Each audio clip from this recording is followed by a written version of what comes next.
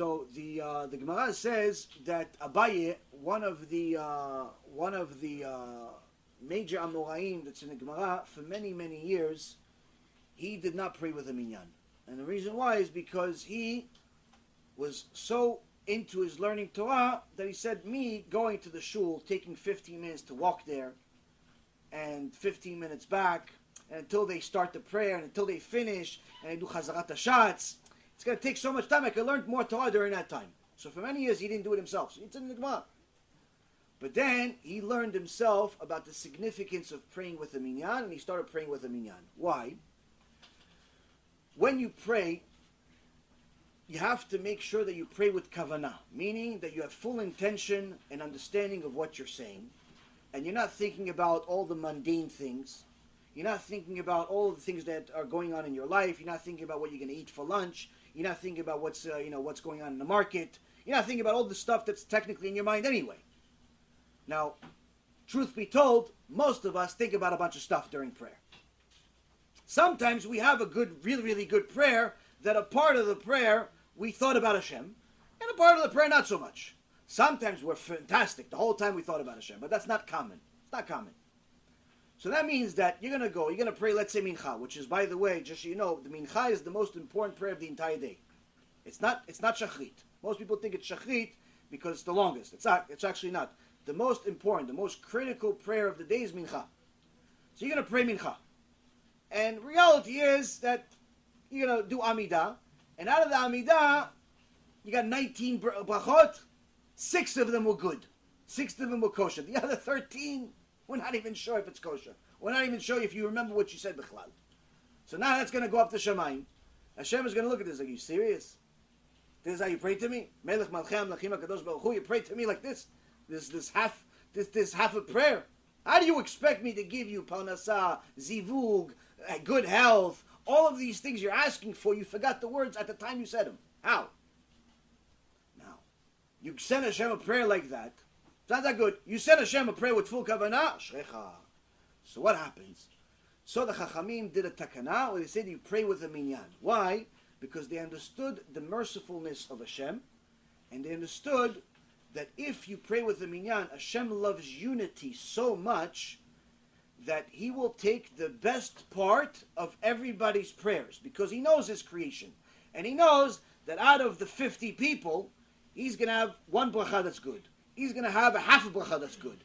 He's going to have a really 2 brachot that's good. He's going to take the best pieces of everyone, combine it as one, and make it counted for everybody. As if everybody had a full prayer with kavanah. So that means that everybody's prayer is being listened in Shamayim, Baruch Hashem, everybody's perfect. On the other hand, you pray by yourself, what ends up happening is that if you have kavanah, sometimes it's even better than being a minyan. But if you don't have kavanah, then you're sending Hashem like like kosher, but we're not really sure if it's really kosher. So that's the ideal is to pray with a minyan. But again, sometimes if you travel a lot, if you do business, you do all types of things, it's not always possible to pray with a minyan. You still have to pray. You still should pray. And you should obviously always have kavanah. And that's the reason why I said before, don't ever think that you're allowed to ride a horse or drive a car or be busy with something else while praying. When you pray, you pray. Same thing with Torah. When you learn Torah, you learn Torah.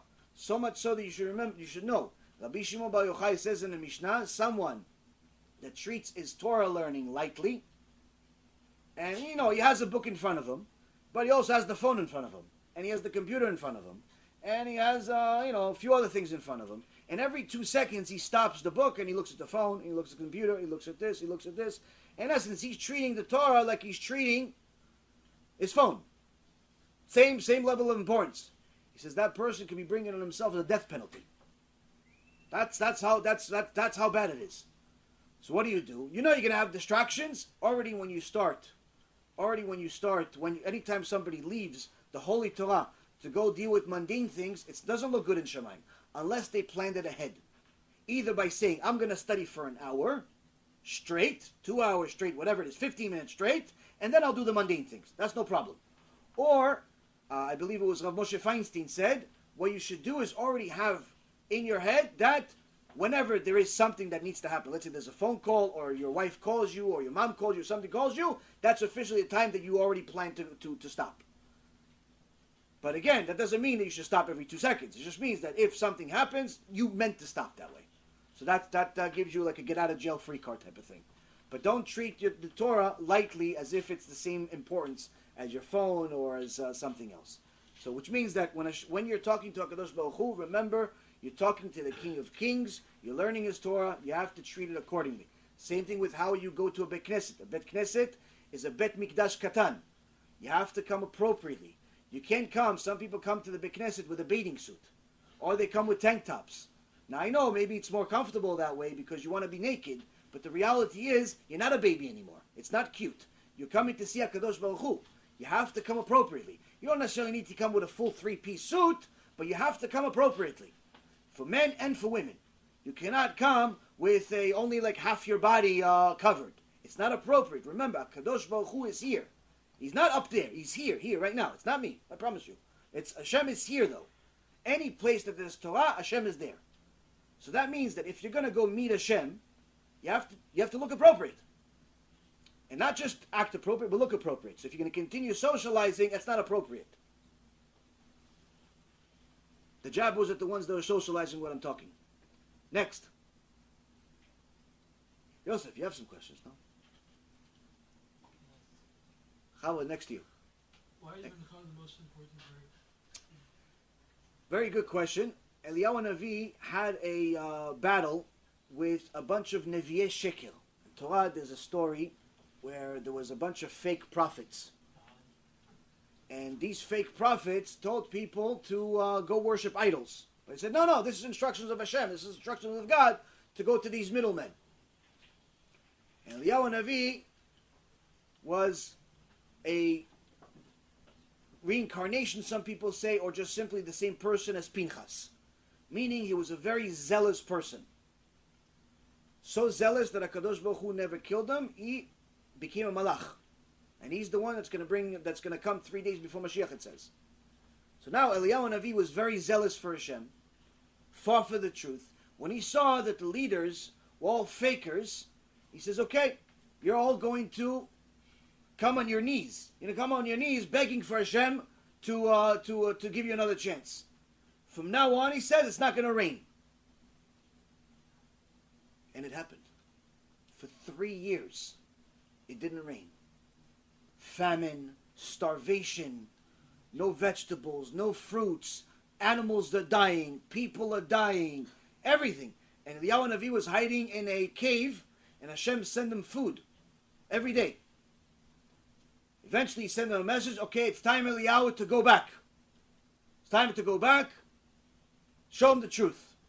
They got the message, time to show them. But as you would have it, it says, Reshaim, even on Pnei Gehenom, even at the gate of Gehenom, don't do tshuva. People that are really, really wicked, even at the gate of Gehenom, you tell them 1,000,000 times, you show them proof, you bring him Moshe Rabbeinu himself. Moshe Rabbeinu himself, you bring him? No, maybe it's this, maybe it's that. They got a lot of questions. Until the gate of Gehenom. Why it says until the gate of Gehenom? Because inside Gehenom, everybody knows the truth. Everybody knows it's not worth it to sin. Inside Gehenom. But until the gate, they're still trying to fight the battle. Still trying to win the battle. Point being, Rabotai, these wicked people, these fake prophets, continued with their argument, and Eliyahu Navi wanted to show a big Kiddush Hashem and show everybody the beauty of the Torah, the beauty of HaKadosh Baruch Hu, but the emet. So he said, okay, this is what we're going to do. Every one of you, fake prophets, you get a mizbeach, and you do a sacrifice to your God. And I'll do a sacrifice to Hashem. And whatever sacrifice gets accepted by heaven, that's who God is. How do we know it's accepted by heaven?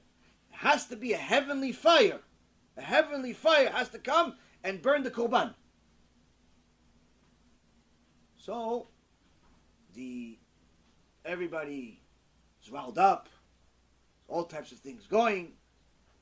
Everybody makes their mizbeach, they bring their korban, and each one of them starts doing their prayer to their idol, but nothing happens. They pray a little more, nothing happens. They pray a little more, nothing happens. Eliyahu Navi is just sitting there laughing at them. There's thousands of people, millions of people watching this thing. Eliyahu Navi says, no, maybe your idol can't hear it. You should say it louder. You say it a little louder. Your idol can't hear it. No, say it a little louder. Maybe he's hard of hearing. He's old. After a while of making fun of them, he says, let me show you who HaKadosh Baruch Hu is. And he not only put the korban on the mizbeach, but he actually put a bunch of water on it, making it to the extent that it was literally a puddle on top of it. Now, to burn something is one thing, but to burn something that's in water, that's against nature. He literally made a puddle, and then he prayed to HaKadosh Baruch Hu at the time of mincha. At the time of mincha, he says, Hashem, please show everybody you are God. And a fire from heaven came and burned not only the korban, it actually burned the water. And that's why the Gemara Masechet Yoma says there are several different types of fire. There's a fire that just consumes the solids. There's a fire that consumes the liquids. There's a fire that consumes both. This was a fire that consumes both. This was the fire that consumes both solids and liquids. This is the fire of the Shekhinah, it's called. The fire of the Shekhinah consumes everything. Nothing is more powerful than it. So this is the fire that Eliyahu Navi did, and we learned from there that he did it specifically at the time of Mincha, because he knew that that's the ideal time to pray to HaKadosh Baruch Hu. Good question.